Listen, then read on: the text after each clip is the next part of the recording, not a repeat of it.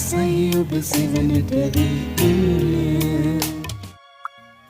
යමෙක් මානුව එන්න කැමැත්තේද ඔහු තම කම නසා කුරුසිය ධර්මින් මා අනුව ඒවා සිය දිවි රැකගන්න කැමති තැනැත්තේ එය නැති කරගන්නේ.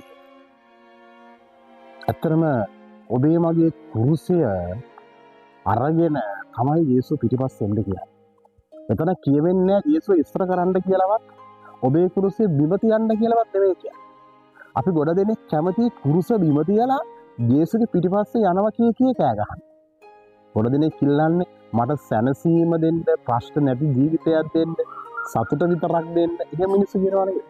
මට ගෙවල් හදලා, සල්ලි ලැබිලා, වාහනයක් ලැබිලා, කන්න බොන්න ලැබිලා, සැපෙන් සනීපෙන් ඉන්න දෙන්න. එහෙම ලැබෙන්නේ නැහැ. එහෙම ලැබෙන්නේ නැහැ. ඔබේ කුරුසිය කරේ තියාගෙන, ඔබට තියෙන රෝගී තත්ත්වයේ වේදනාව, කරදරේ, ප්‍රශ්නේ, අරගලයේ කරේ තියාගෙන යේසු පිටිපස්සේ තමයි එන්න කියන්නේ. සමහර මිනිස්සු උත්සාහ කරනවා යේසු ඉස්සර කරගෙන යන්න. හරි හදිස්සියේ ජීවත් වෙන්න.